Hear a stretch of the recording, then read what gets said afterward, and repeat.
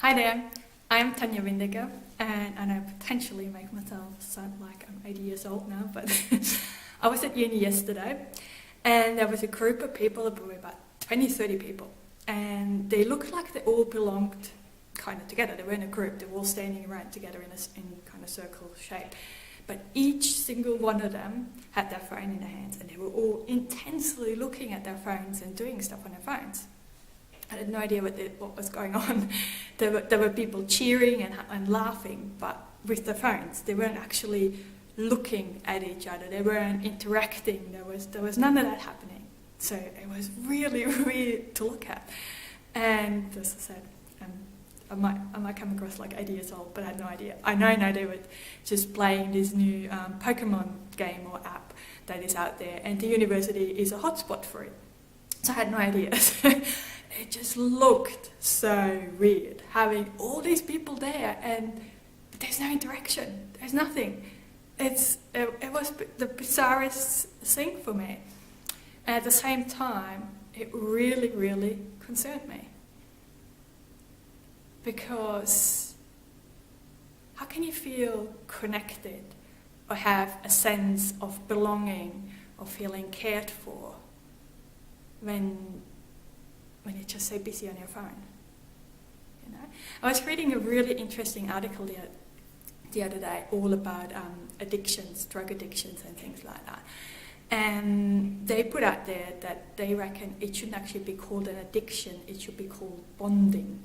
So when people feel really, really isolated and they feel like they can't connect or bond with anything else or with no one else out there, then they'll reach for drugs. They bond with the drugs. You know, it gives you a happy, feel-good feeling. You can get that with a drug every time. So it's actually the sense of isolation and the sense of feeling disconnected with other people that drives people to the drugs. I thought that was really, really concerning, especially for the young people, you know. I'm nearly 80 years old. I have no idea what's happening out there in the world on the phones. But at the same time, I really want you to think about that, because I know there's groups of some of my friends that sometimes when they go out for dinner, they actually put all the phones in the middle of the table, and should anyone touch their phone during that evening while they were together, that person pays all the drinks at the table. And I think this is an awesome thing to do, because these days people are so busy on their phone and they forget it becomes really hard for people to actually just sit and be with their friends and just look at them and have fun with them and care for them and really, really listen to them. You know, what's happening in their life. You know, that's what those moments help us to feel that connection, to, you know, feel the bonding they were talking about. And it's, you know, I don't really care if I sound like I'm 80 years old, but I know this is crucial to how we feel.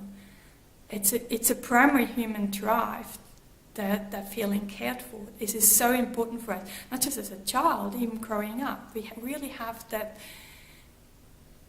I don't want to call it a need, but it's really important for our wellness, for our happiness, for how fulfilled and how meaningful our life can be, having connections with other people.